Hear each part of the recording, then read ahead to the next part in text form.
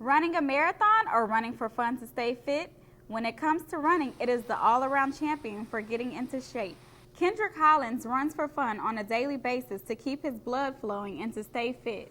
Every morning, Hollins wakes up and runs the lakes in his community. According to Organic Facts, running helps with weight loss, hypertension, reduces stress, and boosts the immune system. At a younger age, Hollins took his running talents to the competitive level and competed in various competitions. A couple of the techniques I use when running are for endurance and explosiveness.